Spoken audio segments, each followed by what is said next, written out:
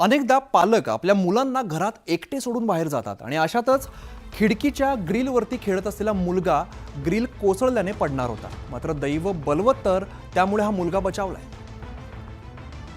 कल्याण पूर्व भागातील कोळशेवाडी परिसरातील इमारतीत राहत असलेल्या एका कुटुंबातील हा चिमुरडा आई वडील घरात नसताना ग्रिलवरती खेळत होता. ग्रिलवरती खेळत असतानाच हे ग्रिल तुटलं. या तुटलेल्या ग्रिलमध्ये हा चिमुरडा अडकला. इमारतीच्या सज्जावरच हा चिमुरडा उभा होता. त्याच वेळी मुलाचा आरडाओरड पाहून शेजारच्याने धाव घेत तुटलेली ग्रिल पकडली. या अशा अवस्थेतच हा मुलगा या सज्जावरती उभा होता. अखेर फायर ब्रिगेडला पाचारण करण्यात आलं. फायर ब्रिगेडने तत्परता दाखवत शिडीच्या सहाय्याने या चिमुकल्याची सुटका केली. शेजाऱ्यांचा सतर्कपणा आणि फायर ब्रिगेडची तत्परता यामुळे चिमुकल्याचा जीव वाचलाय. मात्र या घटनेमुळे मुलांना घरात एकटं सोडू नका, ग्रिलवरती मुलांना खेळायला देऊ नका असं आवाहन केलं जात आहे. छत्रपती संभाजीनगरात एका रेड्याने धुमाकूळ घातलाय. शाळेच्या आवारामध्ये शिरलेल्या या रेड्याने लहान मुलांना धडक दिल्यामुळे काही विद्यार्थी जखमी झालेत. आता या रेड्याला शोधण्याचं मोठं आव्हान पालिकेसमोर आहे. छत्रपती संभाजीनगरच्या भडकल गेट इथल्या मॉडेल हायस्कूलच्या परिसरात धुमाकूळ घातलेल्या रेड्याचा शोध अद्याप लागलेला नाही. बुधवारी या शाळेच्या परिसरात रेड्यानं डबे खात बसलेल्या 15 विद्यार्थ्यांना जखमी केलं. त्यानंतर महानगरपालिकेच्या पशुसंवर्धन विभागाच्या कोंडवाडा पथकानं शहरात रेड्याचा शोध सुरू केला. मात्र महापालिकेला रेडा सापडलाच नाही. रेडा कोणत्या भागातून भडकल गेटकडे आला, कोणत्या भागात गेला याचा शोध घेण्यासाठी स्मार्ट सिटीच्या सीसीटीव्हीची मदत घेण्यात येते. मात्र आता रेडा मिस्टर इंडिया झालाय का असा सवाल उपस्थित होतोय. आता रेडा नेमका कुठे गेला याचा माग काढण्याचा प्रयत्न पालिकेकडून केला जातोय. पत्नीच्या बडबडीला कंटाळून थेट तिची हत्या केल्याचा प्रकार कराडमध्ये समोर आलेला आहे. पोलिसांनी आरोपी पतीच्या मुसक्या आवळलेल्या आहेत. लग्नानंतरच तिचा छळ सुरू झाल्याचा आरोप माहेरच्यांनी केला. साताऱ्याच्या कराडमध्ये एक धक्कादायक घटना समोर आली आहे. पत्नीच्या बडबडीला कंटाळलेल्या पतीनं गळा दाबून हत्या करत तिचा आवाज कायमचाच बंद केलाय. पत्नी जास्त बोलत असल्याच्या रागातून हे पाऊल उचलल्याची कबुली त्यानं मित्राकडे दिली. त्यानुसार पोलिसांनी त्याला अटक केली आहे. किरकोळ प्रापंचिक कारणातनं वाद झाला आणि रागाच्या भरामध्ये त्याने त्याच्या पत्नीचा गळा वाढला आणि त्यामध्ये ती बेशुद्ध झाली आणि ती मयत झाली. 2018 साली मयूर कणसेचं मयुरीशी लग्न झालं होतं. त्यांना एक मुलगाही आहे. गेली 7 वर्ष मयुरीचा छळ सुरू होता असा आरोप तिच्या पालकांनी केलाय. या 7 वर्षात बहुतांश काळ मयुरी माहेरीच होती. 6 महिन्यांपूर्वी ती पुन्हा सासरी गेली होती. नवरा, सासू सासरे तिघांकडूनही मयुरीला मारहाण होत होती. नरड दाबून तिची हत्या केली. सासू सासरा बी त्याच्यात सामील असते. 101% खरं आहे. कारण सासू सासऱ्यानं मारलं होतं तिला. अतिशय किरकोळ कारणावरून पत्नीचा जीव घेणारा आरोपी मयूर सध्या पोलिसांच्या ताब्यात आहे. त्याला कठोर शिक्षा मिळावी अशी मागणी करण्यात येते. सर्वसामान्य महिलांसाठी कल्याणकारी ठरलेल्या लाडकी बहीण योजनेचा लाभ घेणाऱ्यांसाठी एक महत्त्वाची बातमी आहे. लाडकी बहीण योजनेचा गैरफायदा घेतल्याच्या तक्रारी वाढल्यानंतर आता योजनेतील लाभार्थ्यांची पडताळणी करण्यात येणार आहे. लाडकी बहीण योजनेतील शासन निर्णयात कोणताही बदल होणार नाही. मात्र ज्यांनी या योजनेचा गैरफायदा घेतलाय त्यांची पडताळणी केली जाणार असल्याचं अदिती तटकरे यांनी स्पष्ट केलंय. सरसकट स्क्रुटिनी होणार नाही. मी म्हटल्याप्रमाणे ही स्क्रुटिनी कंप्लेंट बेस्ड असणार आहे. लाडक्या बहिणींची पडताळणी कशी होणार हे 5 मुद्द्यांमध्ये त्यांनी स्पष्ट केलं. कौटुंबिक उत्पन्न 2.5 लाखाच्या वर असलेल्यांची, घरात 4 चाकी असलेल्यांची पडताळणी केली जाणार आहे. त्यासाठी आयकर विभाग आणि परिवहन विभागाची मदत घेतली जाणार आहे. आंतरजातीय विवाह करून दुसऱ्या राज्यात गेलेल्या लाभार्थींची पडताळणी होणार आहे. लाभार्थी महिलेला सरकारी नोकरी मिळाली असल्यास तिचीही पडताळणी होणार आहे. याशिवाय आधार कार्डवरील नाव आणि बँक खात्यावरील नावात तफावत असल्यास त्याचीही पडताळणी होणार आहे. दरम्यान लाभार्थी महिलांना 2100 रुपये कधी मिळणार याची काहीही माहिती त्यांनी दिली नाही. आता मंत्रालयात कोणालाही प्रवेश मिळणार नाहीये, कारण मंत्रालयात येणाऱ्यांना फेस आयडीने आता प्रवेश मिळणार आहे. त्यामुळे कामाशिवाय कोणालाही मंत्रालयात जाता येणार नाहीये. मंत्रालयाच्या सुरक्षा व्यवस्थेत मोठे बदल होणार आहे. त्यामुळे सर्वपक्षीय कार्यकर्त्यांचं मंत्रालय पर्यटन, सेल्फी विथ नेता हे सर्व काही बंद होणार आहे. यापुढे मंत्रालयात काम असल्याशिवाय प्रवेश मिळणार नाहीये. मंत्रालयात येणाऱ्यांना फेस आयडीद्वारे प्रवेश मिळणार आहे. कामांनुसार युनिक आयडी तयार होणार. मंत्रालयात काम असल्याशिवाय प्रवेश मिळणार नाही. ज्या खात्यात काम त्याच माळ्यावरती जाण्याची परवानगी असेल. 6व्या माळ्यावरती फक्त लोकप्रतिनिधी आणि मंत्र्यांनाच प्रवेश असणार. काही ठिकाणी असे तक्रारी येतात की काम एकाने केलं आणि 2 डिपार्टमेंटनी बिल काढलं. त्यामुळे अशा प्रकारच्या गोष्टी टाळण्याकरता आता प्रत्येक कामाचा युनिक आयडी तयार होईल. यापूर्वी मंत्रालयात नागरिकांची प्रचंड गर्दी असायची, मात्र आता सर्वपक्षीय कार्यकर्त्यांचं मंत्रालय पर्यटन बंद होणार आहे. नवीन वर्षाच्या सुरुवातीलाच महाराष्ट्राचे मुख्यमंत्री देवेंद्र फडणवीस सक्रिय झाल्याचं पाहायला मिळत आहे. सरकारी कर्मचाऱ्यांना पगार आणि भत्ते देण्यासाठी मुंबई बँकेमध्ये वैयक्तिक खाती उघडण्यास वित्त विभागाने मान्यता दिली. नव्या सरकारच्या नव्या वर्षातील पहिल्याच मंत्रिमंडळ बैठकीत मोठा निर्णय घेण्यात आला आहे. मात्र महायुती सरकार सत्तेत येताच भाजप नेते प्रवीण दरेकर अध्यक्ष असलेल्या मुंबई बँकेत शासकीय कर्मचाऱ्यांचं वेतन आणि भत्ते जमा होणार आहे. शासकीय कर्मचाऱ्यांचं वेतन भत्ते आता मुंबई बँकेतून होणार आहे. वैधानिक लेखापरीक्षणाचा अ दर्जा आवश्यक, परंतु मुंबई बँकेचा लेखापरीक्षणाचा ब दर्जा होता. दोन्ही निकष शिथिल करून प्रस्ताव मंजूर करण्यात आलेला असून 3 महिन्यात मुंबई बँकेला अ दर्जा मिळालेला आहे. महामंडळाकडील अतिरिक्त निधी मुंबई बँकेत गुंतवण्यास मंजुरी देण्यात आली. अनेक योजना आणि सरकारी उपक्रमांना मुंबई जिल्हा बँकेकडून मदत दिली गेली आहे. सरकारचं नेहमी मूल्यमापन होत असतं आणि आमची बँक अ वर्गात असल्या कारणानं निकष पूर्ण करत असल्या कारणानंच त्या ठिकाणी शासनानं अशा प्रकारचा व्यवहार करायला परवानगी दिली. दरेकरांना मंत्रिपद मिळालं नसलं तरी मुंबई बँकेवरील सरकारच्या कृपादृष्टीची राजकीय वर्तुळात चर्चा होते. जम्मू काश्मीरमध्ये कोकण रेल्वेच्या सहकार्याने भारतीय रेल्वेने जगातलं 8वं आश्चर्य साकारलेलं आहे. आयफेल टॉवरपेक्षा सुद्धा उंच असलेल्या या ब्रिजवरून अतिशय अभिमानानं आणि दिमाखात भारतीय रेल्वे आता धावणार आहे. मोदींच्या हस्ते 20 ते 26 जानेवारी दरम्यान या मार्गाचं लोकार्पण होण्याची शक्यता आहे. काश्मीरच्या जम्मूला श्रीनगरशी जोडणाऱ्या उधमपूर श्रीनगर बारामुल्ला रेल्वे लिंकचं काम पूर्ण झालंय. हा पूल म्हणजे इंजिनिअरिंगचा मार्वल म्हटला जातोय. पॅरिसच्या आयफेल टॉवरपेक्षाही याची उंची 35 मीटर अधिक आहे. 1178 फूट उंचीचा हा पूल काश्मीरच्या चिनाब नदीवरील जगातील सर्वात उंच पूल ठरलेला असून हा पूल देशाची नवी ओळख बनणार आहे. या ब्रिजवरून अतिशय अभिमानाने आणि दिमाखात भारतीय रेल्वे धावणार आहे. या पुलाच्या माध्यमातून कटरा ते श्रीनगरपर्यंत थेट रेल्वे गाड्या चालवण्यात येणार आहे. पंतप्रधान मोदींच्या हस्ते 20 ते 26 जानेवारी या दरम्यान या मार्गाचं लोकार्पण होण्याची शक्यता आहे. हा पूल उभारण्यासाठी 1486 कोटी रुपयांचा खर्च आलाय.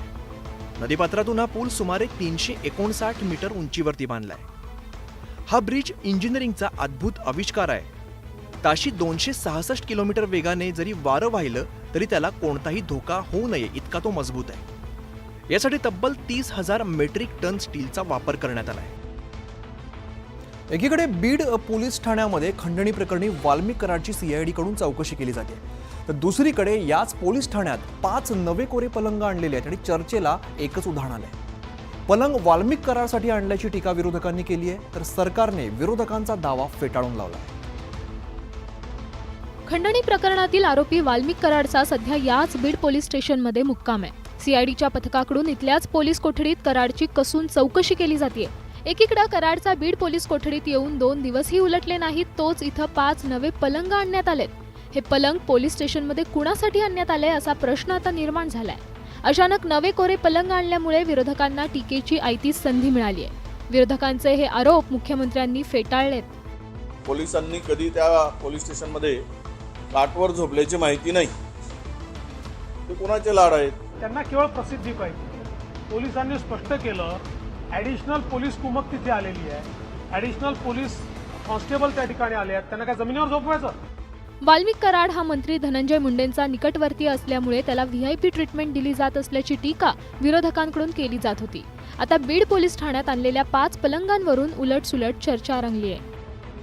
बीडच्या मसाजोग हत्याकांडावरून राजकारण तापलेलं असतानाच आता राजकीय आरोप प्रत्यारोप आणि दाव्यांची राळ उठलेली आहे. असाच एक धक्कादायक दावा काँग्रेस नेते विजय वडेट्टीवारांनी केलेला आहे. वडेट्टीवारांनी वाल्मिक कराडच्या एन्काउंटरची शक्यता वर्तवत मसाजोग प्रकरणाला एक वेगळं वळण देण्याचा प्रयत्न केला. वाल्मिक कराडच्या अटकेनंतर विरोधकांनी वेगवेगळ्या शक्यता वर्तवायला सुरुवात केली आहे. यात काँग्रेस नेते विजय वडेट्टीवार यांनी थेट एन्काउंटरची शक्यता वर्तवली आहे. मोठ्या आकाला वाचवण्यासाठी लहान आका म्हणजेच वाल्मिक कराडचा एन्काउंटर होऊ शकतो असा खळबळजनक दावा वडेट्टीवारांनी केलाय. विजय वडेट्टीवारांनी केलेला दावा गंभीर आहे, पण सत्ताधाऱ्यांनी मात्र वडेट्टीवारांचा हा दावा फेटाळून लावलाय. मोठ्या आकाला वाचवण्यासाठी या लहान आकाचा एन्काउंटरही होऊ शकतो. म्हणून पोलिसांना विनंती आहे की मोठ्या आकांना वाचवण्यासाठी याचा एन्काउंटर करू नका बाबा. काहीतरी बोलायचं, भडक बोलायचं आणि म्हणून कोणावरही बेछूट आरोप करायचे, हा धंदा विरोधकांचा झालेला आहे. ज्यांनी हत्या केलेली आहे त्यांना फास्ट ट्रॅक कोर्टामध्ये नेऊन फासावर चढवणं हा सगळ्यात पहिला उद्देश आमचा या प्रकरणामध्ये आहे. वाल्मिक कराड संदर्भात वडेट्टीवारांचा हा आरोप गंभीर आहे. त्यामुळे सरकारने प्रकरणाचं गांभीर्य पाहता काहीतरी आगळीक होऊ नये याची काळजी घ्यायलाच हवी. तर फडणवीस सरकारच्या मंत्रिमंडळात विस्तारात संधी न मिळाल्याने छगन भुजबळ नाराज आहे. पण आता भुजबळांची नाराजी दूर करण्यासाठी अजित पवार प्रयत्न करतायत. धनंजय मुंडेंना दूर करणार का अशी चर्चा सुरू झाली आहे. बीडच्या मस्साजोग प्रकरणावरून राज्याचं राजकारण तापलेलं असताना अजित पवार गप्प आहेत. पण अजित पवारांच्या मौनाशी विरोधकांनी भुजबळांच्या पुनर्वसनाचा धागा जोडल्याचं पाहायला मिळत आहे. धनंजय मुंडेंची विकेट काढून त्यांच्या जागी छगन भुजबळांचा टीममध्ये समावेश करण्याचा विचार अजित पवारांच्या मनात असू शकतो, असा गौप्यस्फोट विजय वडेट्टीवारांनी केला. अजितदादांच्या चुप्पीवरून मुंडेची विकेट काढून टीममध्ये भुजबळांचा समावेश करण्याची शक्यता किंवा विचार अजितदादांच्या डोक्यात आहे का? पण यासाठी खरंच मुंडेंना हटवलं जाईल का हा दावा महायुतीच्या नेत्यांना मान्य नाहीये. हेही डोक्यातून काढून टाका की मला मंत्रिपद मिळालं नाही, मला ते मिळालं पाहिजे म्हणून कुणाला तरी काढा, असं काही माझ्या मनात आहे. हे सुद्धा येणं अशक्य आहे. खरंच मुंडेंच्या जागी भुजबळांची मंत्रिमंडळात एंट्री होते की ही केवळ राजकीय चर्चाच ठरते हे पाहणं महत्त्वाचं असणार आहे. विधानसभा निवडणुकीत कोकणात ठाकरेंच्या पक्षाचा दारुण पराभव झालेला आहे. आता विधानसभा निवडणुकीनंतर कोकणामध्ये ठाकरेंना मोठा धक्का बसण्याची शक्यता आहे. ठाकरेंच्या पक्षाचे राजापूरचे माजी आमदार राजन साळवी ठाकरेंना जय महाराष्ट्र करून भाजपात प्रवेश करणार असल्याची चर्चा आहे. मात्र या केवळ अफवा असल्याने राजन साळवींनी स्पष्ट केलेलं आहे. राजापूर मतदारसंघाचे ठाकरेंच्या पक्षाचे माजी आमदार राजन साळवी ठाकरेंची साथ सोडून भाजपाचं कमळ हाती घेणार असण्याची शक्यता आहे. राजापूर रत्नागिरी पट्ट्यात भाजपाला मानणारा मोठा वर्ग आहे. तर राजापूर रत्नागिरी पट्ट्यात राजन साळवींसारखा तगडा मोहरा पक्षात आल्यास भाजपाला त्याचा फायदा मिळणार आहे. राजन साळवींच्या भाजप प्रवेशावरील चर्चांवरून मवियाच्या नेत्यांनी टोलेबाजी केली आहे. लढण्याची प्रवृत्ती नष्ट झाली की माणूस सत्तेच्या मार्गाने जातो. ती लढण्याची प्रवृत्ती राजन साळवीची कमी झाली असावी म्हणून तो पळापळ करतोय. माझं त्यांचं बोलणं झालं तेव्हा त्यांनी त्यांच्या मनातली खंत नक्की व्यक्त केली. ती स्थानिक पातळीवरची होती. माननीय उद्धव ठाकरे त्यांच्याशी बोलत आहेत. राजन साळवींनी मात्र भाजप प्रवेशाची चर्चा केवळ अफवा असल्याचं स्पष्ट केलंय. मी नाराज आहे. मी भाजपच्या वाटेवरती आहोत, शिंदे गटाच्या वाटेवरती आहोत, तसं काही नाही. शिवसेनेतल्या फुटीनंतर उद्धव ठाकरेंच्या पक्षाला कोकणात मोठा धक्का बसलाय. ठाकरेंच्या पक्षाची घटलेली राजकीय स्पेस आपल्याकडे खेचण्याचा भाजपाचा प्रयत्न असणार इतकं नक्की. दक्षिण भारतातील सर्वात मोठी यात्रा म्हणून नांदेड जिल्ह्यातील माळेवाडीची यात्रा ही प्रसिद्ध आहे. ही यात्रा जशी सर्वात मोठी म्हणून प्रसिद्ध आहे तशीच ती जनावरांच्या बाजारासाठी सुद्धा खास ओळखली जाते. महाराष्ट्रातील एकमेव उंट खरेदी बाजार याच यात्रेमध्ये भरतोय. यावेळेला सुद्धा उंटांचा बाजार लागलाय, पण उंटांच्या किमती मात्र घसरलेल्या आहेत. विक्रीसाठी दाखल झालेले हे डौलदार उंट, एवढ्या मोठ्या संख्येने दिसत असलेले उंट पाहून हे राजस्थानातील चित्र असल्याचं अनेकांना वाटेल. पण हे चित्र राजस्थानातलं नाही तर नांदेड जिल्ह्यातल्या माळेगावाचं आहे. इथे महाराष्ट्रातील एकमेव असा उंटांच्या खरेदी विक्रीचा बाजार भरतो. या यात्रेत यंदा सुद्धा मोठ्या प्रमाणात उंट दाखल झाले. मात्र यंदा या उंटांच्या किमती घसरलेल्या आहेत. अगदी 45,000 रुपयांपासून ते 50,000 रुपयांपर्यंत यांच्या किमती आहेत. बारीक बच्चा घेतला तर मग 20,000, 22,000, 25,000ला बच्चा भेटते. मग त्याला 2-2.5 वर्ष सांभाळावं लागतं. सांभाळायचा आम्हाला काय खर्च येत नाही, काही नाही. लिंबाचा पाला गेला मोडून टाकायचा, खाऊ घालायचा, बस एवढंच. महाराष्ट्रात उंटांचा वापर केवळ मोठ्या शहरात लहान मुलांना फेरी मारण्यासाठी होतो. लग्नात डान्ससाठी सुद्धा उंटांचा वापर केला जातो. महाराष्ट्रात उंटांवरून सामान वाहून नेण्याची रीत नाहीये. याची अन्य उपयोगिता महाराष्ट्रात नसल्याने इथे उंटांच्या किमती घसरलेल्या पाहायला मिळत आहेत. खासदार संजय राऊत यांना मातोश्रीवरती एका खोलीत बंद केल्याचा दावा पत्रकार भाऊ तोरसेकर यांनी केलेला आहे. त्यावरून सोशल मीडियावरती आता दुसरीच चर्चा रंगलेली आहे. संजय राऊतांना मारहाण झाल्याच्या चर्चांना ऊत आलाय. सत्ताधाऱ्यांनी सुद्धा या मुद्द्यावरून राऊतांवरती तोफ डागलेली आहे. तर सर्वांना पुरून उरेन असा पलटवार करत संजय राऊतांनी सर्व चर्चांना विराम दिलाय. मातोश्री में उद्धव ठाकरे के निवास स्थान पर जो मुंबई के कार्यकर्ताओं को और जो ऑफिस बेरर से पदाधिकारी है, शाखा प्रमुख, विभाग प्रमुख वगैरह, उनकी मीटिंग में जब अपना बड़बोनापन फिर से संजय राउत ने शुरू कर दिया तो इतने लोग गुस्सा हो गए, जमा हुए वहाँ थे वो, कि वो बोले आप चुप करो, आप नहीं तो पार्टी डुबाइए। और जब संजय राउत फिर से अपनी ही बात आगे रखने लगे तो कुछ लोगों ने उनको उठाकर मातोश्री की किसी रूम में बंद कर दिया। ज्येष्ठ पत्रकार भाऊ तोरसेकरांनी केलेल्या या दाव्यामुळे राजकारण ढवळून निघाले। मातोश्रीवर झालेल्या बैठकीत शिवसैनिकांनी संजय राऊतांना एका खोलीत बंद केलं होतं असा गौप्यस्फोट भाऊ तोरसेकरांनी केला। त्यानंतर सोशल मीडियात तर मारहाणीची ही चर्चा सुरू झाली। भाऊ तोरसेकर यांनी कथित घटनेचं विश्लेषण केलं। असं का घडलं, असं का घडू शकतं, या शक्यतांवर तोरसेकरांनी मत व्यक्त केलं। तर दुसरीकडे नेहमीच संजय राऊतांसोबत शाब्दिक सामना करणारे नितेश राणेंनी हे ट्विट करून राऊतांना डिवचलंय। शिवसेनेच्या मंत्र्यांनीही आलेल्या संधीचा चांगला सदुपयोग करून घेतला।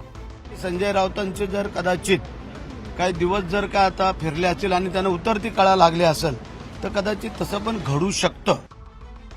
हा सगळा गलका सुरू झाल्यानं माध्यमांनीही संजय राऊतांना त्यांच्या नित्यनेमाच्या सकाळच्या पत्रकार परिषदेत गाठून सुरू असलेल्या चर्चांवर प्रश्न विचारला। मी गेल्या काही दिवसापासून मुंबईच्या बाहेर आज आलेलो आहे आणि अशा कोणत्याही बैठका मातोश्रीवरती होत नाहीत, झालेल्या नाहीत। उद्धव ठाकरे काही लोकांना 1 to 1 भेटत आहेत, बरं का। RSSचा जो IT सेल आहे त्याला काय कामधंदा सध्या उरलेला नाही भाजपचा। संजय राऊत इतक्यावर थांबले नाही तर त्यांनी मागे काय झालं आणि पुढे काय करणार हेही त्यांच्या शैलीत जळजळीत शब्दात सांगून टाकत सत्ताधाऱ्यांना इशारा दिला। मी त्यांना पुरून उरणारा माणूस आहे आणि उरलेलो आहे। त्यांच्या छाताडावर पाय देऊनच मी पुढे जाणार आहे सगळ्यांच्या।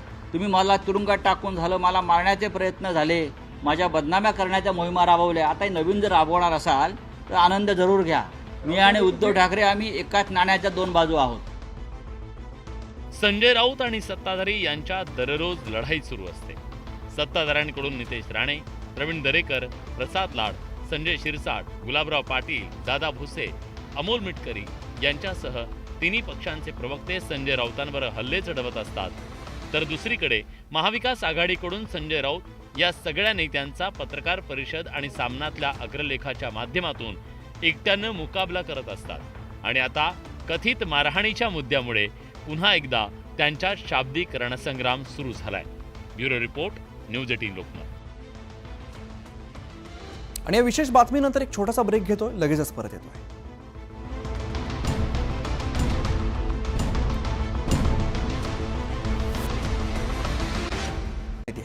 भारतीय संघाच्या ऑस्ट्रेलिया दौऱ्यातील अखेरची सिडनी कसोटी शुक्रवारी होती। या मालिकेमध्ये भारतीय संघ 2-1 अशा पिछाडीवरती आहे। बॉर्डर गावस्कर मालिकेमध्ये भारतीय संघातील सलामीच्या फलंदाजीची कामगिरी सुमार झालेली आहे। सिडनी कसोटीमध्ये कर्णधार रोहित शर्मा ब्रेक घेणार असल्याची शक्यता व्यक्त केली जाते। बॉर्डर गावस्कर मालिकेत भारतीय संघ सध्या 2-1 अशा पिछाडीवरती आहे। टीम इंडियाला सध्या आघाडीच्या फलंदाजाचं अपयश सतावत आहे। ऑस्ट्रेलिया विरुद्धच्या मेलबर्न कसोटीत दारुण पराभव आणि सातत्याने फलंदाजीत अपयशी ठरणाऱ्या कर्णधार रोहित शर्माला सिडनी कसोटीतून वगळण्यात येणार आहे, अशी माहिती सूत्रांनी दिली आहे। या मालिकेत रोहित शर्माचा फॉर्म हरवलाय। 5 डावात रोहित शर्माने फक्त 31 धावा केल्या। दरम्यान रोहित शर्माला डच्चू मिळाल्यास कर्णधार पदाची धुरा जसप्रीत बुमराच्या खांद्यावरती असेल। बुमराच्या नेतृत्वामध्ये भारताने याच मालिकेतील पहिल्या कसोटीत विजय मिळवला होता। आता पुन्हा एकदा भारतीय संघाचं नेतृत्व करून बुमरा संघाला विजयपथावरती आणतो का हे पाहावं लागेल। 5वा अखेरचा कसोटी सामना उद्यापासून सिडनीच्या मैदानावरती रंगतोय। या सामन्यामध्ये भारतीय संघ कमबॅक करणार का याची तमाम क्रिकेट रसिकांना उत्सुकता असणार आहे।